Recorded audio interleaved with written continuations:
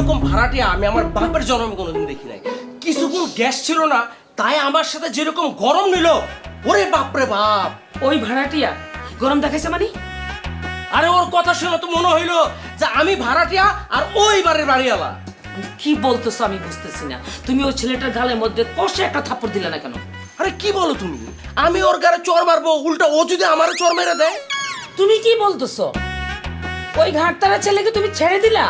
আরে তোমার জায়গায় আমি হইলে না কষে তার গালে একটা থাপ্পড় দিয়ে 32টা দাঁত ফলাই দিতাম। আরে কি বলো তুমি?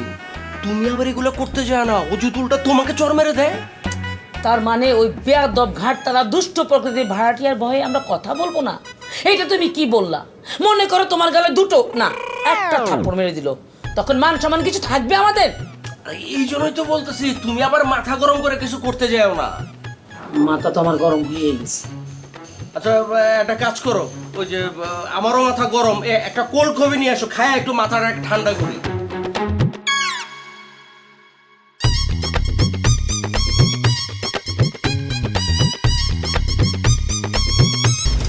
এই দাঁড়া দাঁড়া দাঁড়া দাঁড়া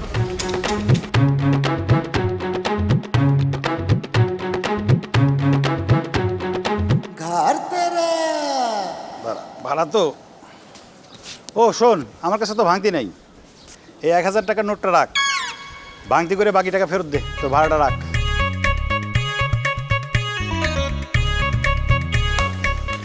ভাই টাকাটা কি আসল না নকল?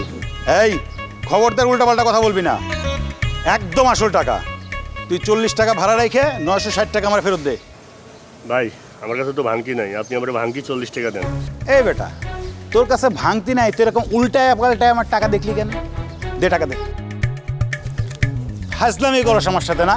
যা বেটা, তোর ভাড়াই দিব না। ভাই সত্যি কইতেছে আমার কাছে ভাঙতি নাই, আমি সকালবেলায় বাইরে হয়েছি, আপনারে নিয়ে আসলাম। এই ভাঙতি নেই মানে? ফাজলামি করিস আমার সাথে? এই তোর কাছে টাকা ভাঙতি নেই, তো আমার টাকা এরকম ঘুরায় ফিরে দেখলি কেন?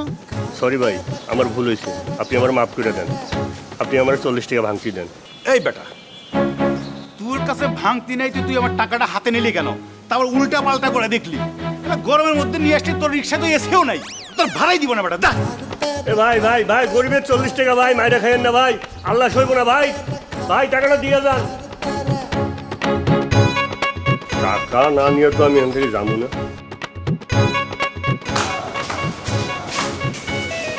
চাচা আসসালামু আলাইকুম।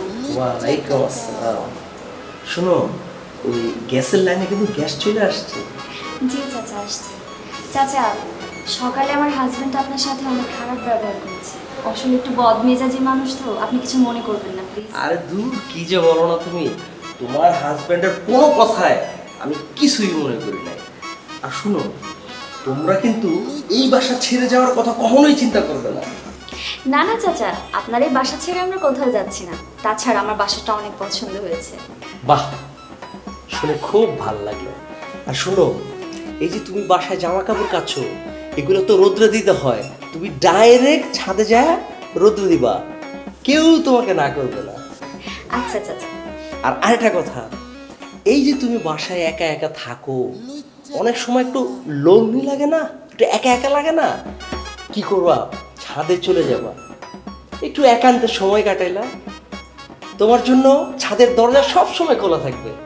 চাচা আমার হাজবেন্ড অফিস থেকে না ফেরা পর্যন্ত আমি তো খুব একটা বাসার বাইরে বেরই হই না। আচ্ছা আচ্ছা, খুব ভালো খুব ভালো। আচ্ছা শোনো, এই যে মাঝে মাঝে তেল সাবান শ্যাম্পু এগুলো শেষ হয়ে যায় না? অনেক সময় দুধ চিনি ডিম শেষ হয়ে যায়। এগুলো শেষ হয়ে গেলে তুমি আমাকে বলবা, একদম নির্দ্বিধায় বলবা, কোনো লজ্জা করবে না, আমি তোমাকে এনে দিব। চাচা আমার বাসায় তেল শ্যাম্পু সাবান এগুলো তো সবই আছে। আর তাছাড়া যদি দরকার পড়ে আমার হাজবেন্ড আমাকে এনে দিবে। ঠিক আছে চাচা, আমি এখন আসি। জামা একটু থাকো, আর একটু গল্প করি। আসলে আমি রান্নাঘরে রান্না বসিয়ে এসেছি, পুড়ে যাবে। ও আচ্ছা আচ্ছা, ঠিক আছে, যা।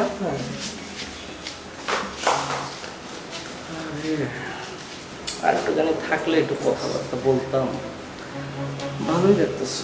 लुच्चा काका